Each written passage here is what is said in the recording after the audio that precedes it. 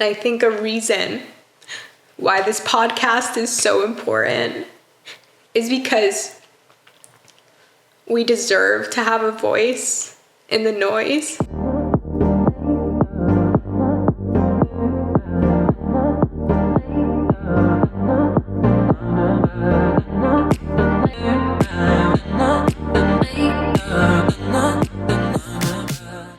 So I'm excited for this. Well, not excited, but I'm very eager to dive into this topic that we discussed yesterday about this concept. Well, we came up with a word for it, which is your verbal tattoos. Which I thought was genius.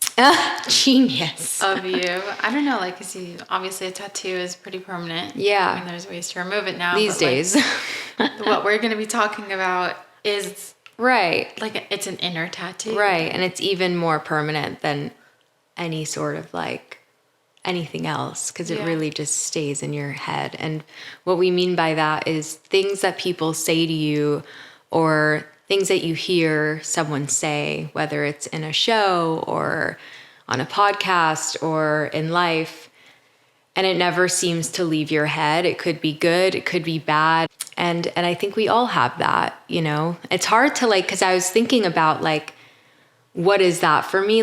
What is a verbal tattoo? And while I, have many, I can't kind of bring, I can't take those files out. It's so hard to remember. But if something happens in my life, I remember something someone told me and it's stuck with me. But right now I can't recover many of them. It's I don't know. I think about this because I watch this movie often with Noah, but the movie Inside Out. Yeah. And how, it's all about all the human emotion and expression, but they have their 5 pillars of memory, right. And all these little spheres, and what emotion those memories hold. So when you brought up this topic, the first verbal tattoos that I thought of were negative. I don't know if you had the same thought, but all the things that were negatively verbalized to me as something to, push me down, that I've been able to overcome or achieve or kind of go. Isn't that really interesting? Because I feel like you think that you'd remember the good things. And you think you'd remember, because so many people have so much love for you, or this is so human to just want to cling on to the bad shit you've heard or the bad things people have said. And I just think that's so interesting because throughout our entire life, we've been encouraged by so many different people. And for some reason, it doesn't hold as much weight candidly as the shitty thing someone said to you. And it's why do we give so much power to people who want to put us down or who want to disrupt something? And they might not even know that they're saying something that will stick with you forever. Yeah. But they say it maybe nonchalantly, and then you're oh shit, this and you really carry that load forever. Yeah. How many times you got a compliment in a day? You kind of brush it off, you say thank you, whatever. But if someone gives you a backhanded compliment or looks at you a different way, you hold, just like you said, you hold power to those words. That negative angle. Let me ask you, these things that people say to you that you've held on, do you remember who said it to you, or do you just hold on to those words? Oh, I definitely depends. But I think the things that stick out the most, I remember where I was sitting. Really? Who it was. Yeah. I remember the details surrounding those moments. But I hold on. I'm really sensitive, and anything anyone has ever said or broke to me or whatever, I hold it really deeply. And I don't know if that's necessarily a good thing, but definitely affects me. I think it's human. It's very human. And I think it's just a matter of how do we let it control us or affect us. And where do we wear that verbal tattoo? Do we show it in our face? Do we show it in our body language? How much do those words actually hold true and make true ourselves? So I'm curious, like, if there's one that stands out to you. Yeah, I think when someone says something that holds so much weight, you kind of have it run in your mind before everything you're about to do, whether it's like speak at a whatever, in a panel, or like if you're like leading a meeting, or if you're, I don't know, doing something that requires you to be vulnerable. Like, I think those moments really mold like how it's gonna go. And I've tried through the years to remove the power that those words have had away from my, like, I no longer want those words to identify who I am, or to kind of limit me from being what I want to be. So like, whenever I wanted to do certain things in my life, whether it was as a kid or in high school or now, like, there's been doubters, there's been people who've said you can't do it. Or people who've said, you don't have experience in this, or like, what do you know about X, Y, Z? And while that could really come from a good place, I'll clarify, like, it's not everything anyone says. Like, if someone on the street says something to me, might not necessarily hold it as close as like a parent or my brother or my friend or even teachers. Like, I think like growing up in school, oh my God, and teachers. And teachers tell you things, and I don't think they realize like how stuck their words are stuck in my head. Like, everything they've said about me, my performance, or just who I am, like, I think about. And so I definitely want to kind of dive into that in this episode. But do you agree, like, that there are just some things that people could say that really, mold how you maybe perceive yourself, or how you really tackle life? Yeah. Well, I'm someone who is very, very sensitive and takes things to heart all the time. So yeah, I mean, I take everything that one of my parents or my siblings say to me, and I take it. Yeah. With every single word, with every breath, with every pause. Like, so right. Sometimes they'll say something that'll really hurt me. Yeah. Has there been something that someone said recently that's like stuck with you? I mean, it goes back to what you were saying before, all the people who told me I couldn't do something, right? Like, all the doctors that told me I couldn't have a kid, or that it would be really hard for me to have a kid. Well, right. Haha. Right. I have Noah now. And so how does that affect you now, even though you have a kid? Like, you think you just brush that off because now you have a baby, but like, now I feel like it gives it a whole new meaning, like what they've said to you, right? Yeah. For a while, because I heard it so many times, you can't have a baby, you can't have a kid, you just, it's going to be so hard for you. I started to believe them.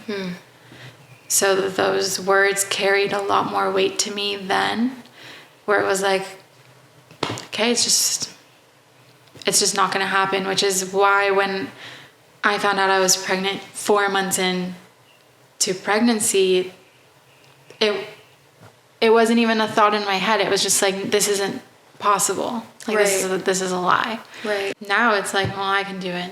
You could do it. Like, I am a superhero. Do you feel like you overcame the insecurity of, or the kind of the pain that those words brought you? Or do you feel like, wow. It definitely, so you're saying there's hope. 100%. It definitely changed you can't do this, Emma.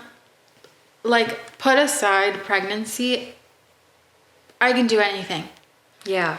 After really accomplishing that, which is something I wanted so badly, I have this belief where I really can do anything if I believe it. If I put my heart into it.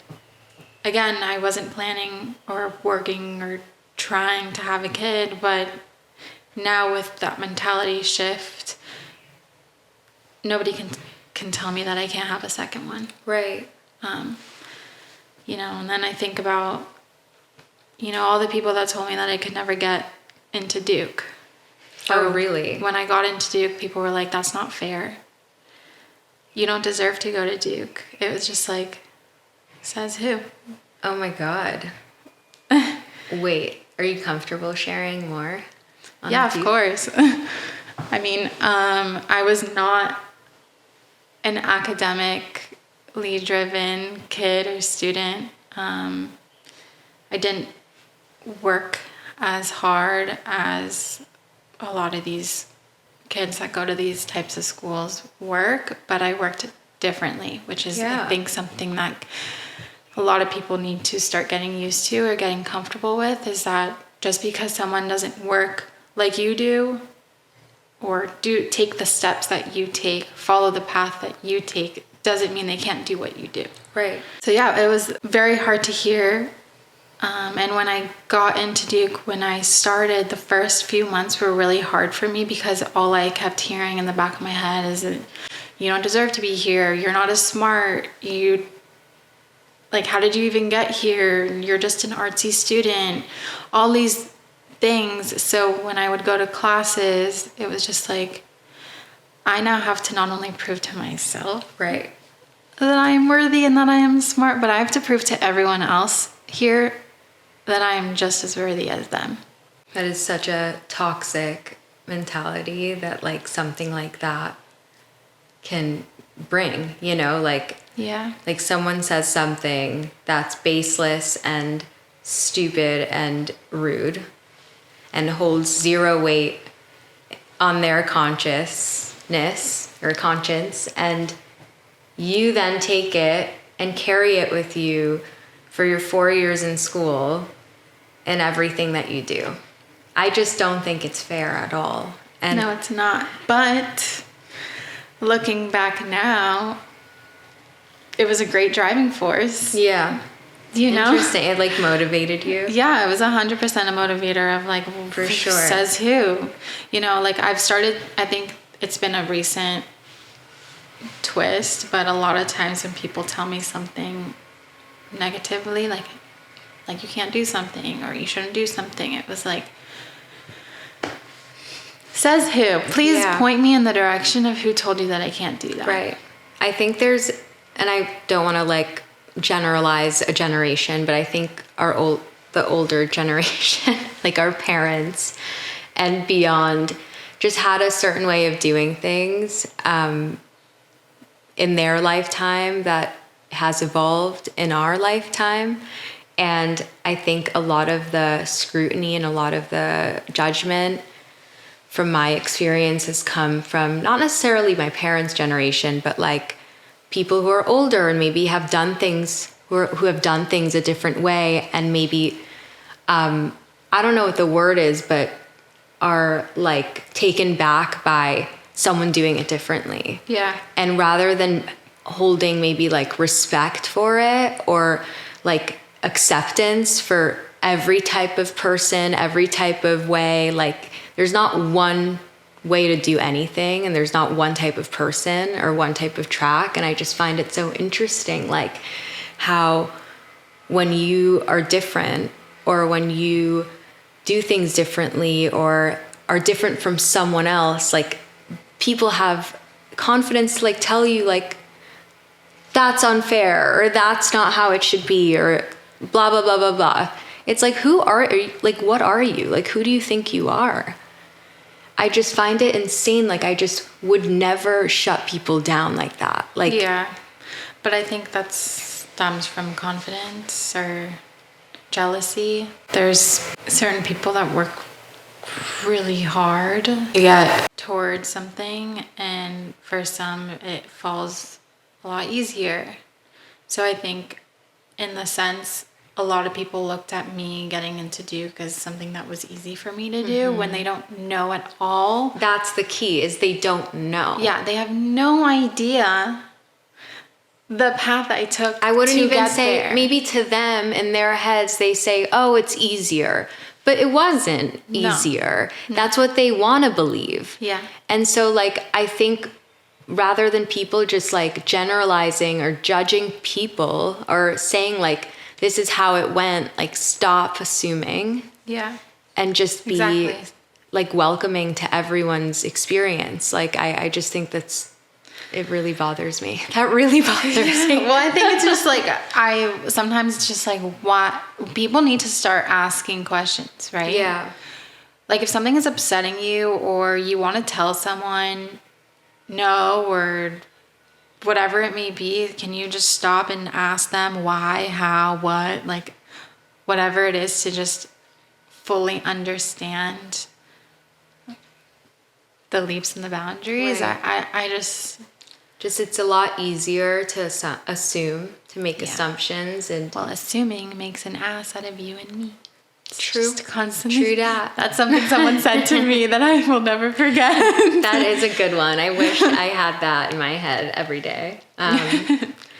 Yeah, no, it's really interesting. And like, so was that like mostly friends or people like in your school, or what would you say? Like what category? Family. I won't name names. Yeah, of course. But it was a lot of family members that really truly believed that I couldn't do it. I mean, me applying to Duke was a secret. I applied and didn't tell anyone except for my dad. Wow. That I was doing that. It's funny because I knew that I would get the negative comments if they knew that I was applying. And I got those negative comments when I got in. So that was very hard to handle. But now they are my biggest motivator. I mean, yeah, those words are my biggest motivators, but they're my biggest cheerleaders and advocates, and they're the proudest people to say that I went to Duke and I graduated from Duke, and so interesting. Yeah. They are the ones who remind me that I went to Duke, because I'm not someone who talks about it very much. So it's just crazy how it all shifts, like I graduated pretty top of the class, so I did well for myself. It's amazing, Emma. So yeah, I mean, those words held power and still do, because they were family members. The people who I met at Duke and were like, what the fuck are you doing here? You don't hold power. I couldn't even tell you who said those things to me. I remember them being said, but yeah. Sorry, what are you doing now? I mean, it's crazy because like I think the things that people say that or the things that our close people say hit us differently, but there are sometimes comments that people make. Like a stranger will say a comment, and has a stranger said anything to you that held power? No, not specifically, like, because I'm not one that takes it too personally, but I've heard like a lot of celebrities say that like they'll read a comment and it affects them and it's like a troll. So I try to understand, like, how does the brain work? Like, why do we take... I think it's rooted in the insecurities that you have. And so you also start to think, like, if a stranger is thinking it, then is someone close to me or someone that I love also thinking it, but they're not telling me because they don't want to hurt me? Right. But this person who has no idea who I am or what I do can just flat out say it. Right. Or it's an insecurity you've had and then someone validates it. Yeah. Brings it to the surface. And you're like, oh, so it's not just me who thinks it. I really try to scratch up, some of those mental tattoos. I think in some ways I block them, in other ways they emerge when they do. And there's one that my dad always laughs at, this one, because I've shared it with him. And it was in high school. And the reason he laughs at it is because it's just funny. So I grew up as the youngest of three. I was the only girl, 2 older brothers who, in many ways were like best friends and hanging out all the time.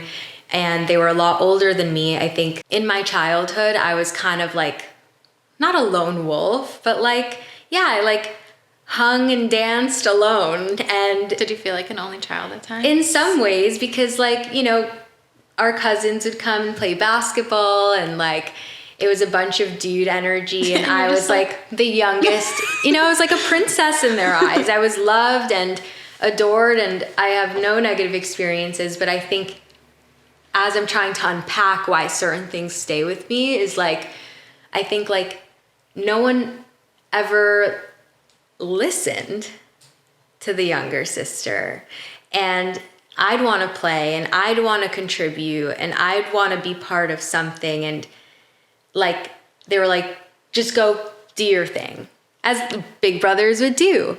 And I think all my life I held not at fault of anyone, and it's just how I processed it, is that what I have to say isn't as important, or what I am saying is stupid, or just like a lot of negative self-talk. And I'm getting emotional. There we go. Know. Let it out. You're preaching to the choir. So basically, so I got involved with like a lot in my childhood, and to prove to myself that what I do have to say is important, and what I do want to do is important. And I think a reason why this podcast is so important is because we deserve to have a voice in the noise. And all my life I've been more on the quieter side in social settings, because I've always felt like I don't have that voice. You know, my dad and my mom always listened, and my brothers did too, but I think it's just like in a public setting where I felt most insecure. And so I got involved in a lot of activities on camp or in school. I was in drama in middle school. I was in student government in high school, and I like tried to test that muscle so I like could prove to myself that I've got it. Freshman year of high school, I was enrolled in algebra, as we all are, and I like loved it. And I was really good at it. And my teacher was so encouraging, and she was like, you know what, like, I want you to take next year both Algebra 2 and Geometry. Oh. She's like, because I want you to like advance and be able to take calculus before you go to college. So I was like, you know, really motivated by that. For some reason, I really got it. Someone believed in you. Yeah, and she really believed in me. And she ended up being my teacher for Algebra 1 and then next year Algebra 2. And she was like my mentor for all of high school. And I really like would go to her. Like she was, she'd listen to me. She'd steer me in the right direction. And so naturally she held a lot of power in my mind. And then as I told you before, I danced all of my life up until senior year of high school. So I was on the dance team. And as I was approaching my senior year, as you know, college applications were getting super serious. And I was like, I think I need to let go of dance because it's just extremely time consuming. And I just want to dedicate more time to the things that will get me into the schools I want to get into. Mm-hmm. And so I left my dance team, and my teacher, my math teacher, was also the coach of the cross country team. And she was like, you should join it. Like, it'll be very low pressure. Like, I know you're not going to be like a pro runner, but like, just do it as an activity as you're kind of winding down from dance. So not only was she like my cheerleader, she was then my coach. And she, you know, like I cared about what she had to say. And then she became my student government association. Like, oh my God. Yeah. So she was in many different areas of my life. I hope you still talk to this woman. So this is where things take a kind of a crazy turn. like the last months of senior year, and I'm having my final meetings with her. And she was like, like, I'm just so proud of you and how far you've come. You really used to be such a bimbo. Excuse me, what? She was like, you were just a bimbo. And I remember, like, where did that come from? Like, she managed to help me build something. She's obviously a very sad woman, but she managed to attempt to break it all down again. And it was me, like another student government head. He heard that and was like everyone, like, my mouth dropped, my jaw dropped, his jaw dropped. We were just floored that she'd say something like that as a teacher. And I don't remember anything after that point. All I remember is like getting up and leaving, and the other teacher like chased me out of the room and was like, "Are you okay?"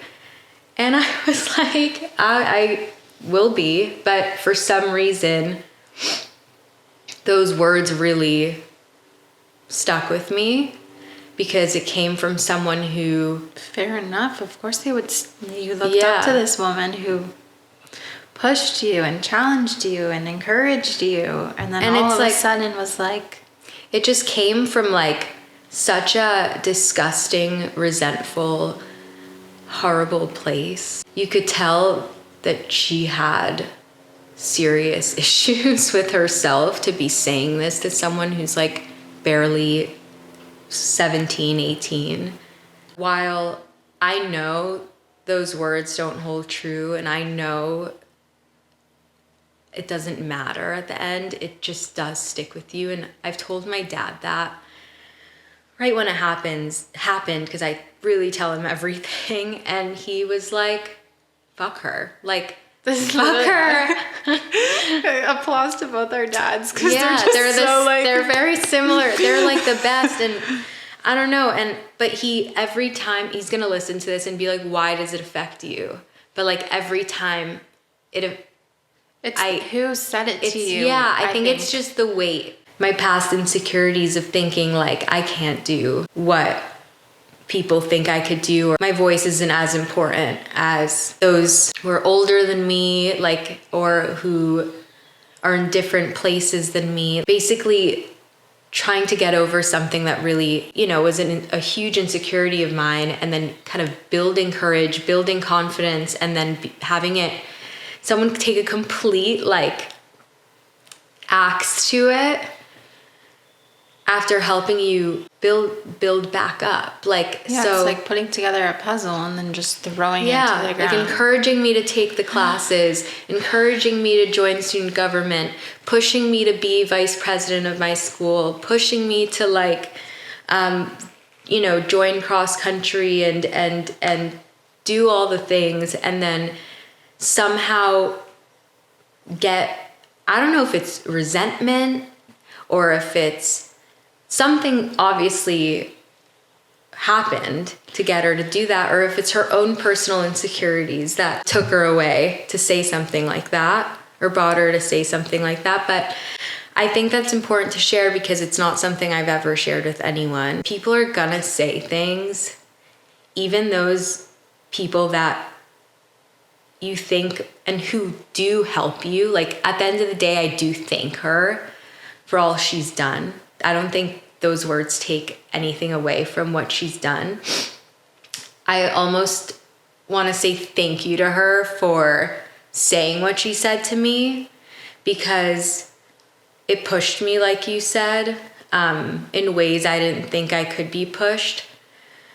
I wouldn't recommend she says those things to any other students, but there have been many other students who've been through her bullshit. And I will also just add and say that there have been so many other teachers at my high school that have been fantastic and who've just helped me develop and grow. So I don't want to shame anyone. I have like the best memories, but I just think, one person can say one thing, and to her it was like a fucking mouth fart, like a brain fart, and it changed me. Yeah. So sorry for getting like that, but I think don't ever apologize. I just want people to like learn to, we do have those verbal tattoos that people say, but we don't have to hold so much weight. Well, I think you just did something so powerful, and you thanked someone that hurt you so badly. And I think that's a lesson, I think, for everyone, and something that I need to remind myself too, is just to thank these people for, right, providing that motivational factor into something that was so negative, but also ask for forgiveness. Right. But right. I think that's a huge lesson, and I think thank you for being vulnerable and sharing that. Yeah. And I can relate to the feeling of not feeling like people hear you, and that's something that I struggle with and I'm hurt by so often, and it's currently what I'm working on now on the side. But for that, and it's something that I remind people around me, is that instead of hearing me, I think you need to actively listen. I think a lot of people need to work on listening when somebody speaks, because I don't want you to ever forget, Shira, that every word that you have holds power. And I think everything that you say has meaning, and you say it with such poise and such class that I'm sorry that you ever felt that way. And I'm only now even more excited to have this platform and this podcast to be able to hear more from you and to have other people hear from both of us, So I so appreciate that. It means so much to me. And I think like the things that happen when we go through life, like we don't always talk about the moment by moment, play by play of the day, but there are many things that happen, whether it's you looking in the mirror and not loving who you see, or something happening and thinking it's your fault, or just someone says something and it affects you. Like, I don't think we're so quick to talk about those moments because it's a sign of weakness, and I think it's really okay. Like, we all have those moments, and I'm not proud that the things people have said held so much weight to that degree, but it's okay. Like, it's all fucking fine. And I want us to heal together. We're not like therapists. We're not like licensed. Journey. Yeah, but like I think we just want it to be an inviting place, and I want to get real, and I think the magic is when we're vulnerable. Let's cut out all the word vomit that people have and start, placing people on the pedestals that they need to be on. Yeah, let's knock them off those pedestals. No one's better than the other person. We're all going through life and sharing not the same experiences, but we're all having human experiences. And I think we need to have some grace, and to those people that have shitty things to say, like, I'm sorry that you feel the need to do that, and I hope you heal. I'm sorry you're having such a rough day. Yeah.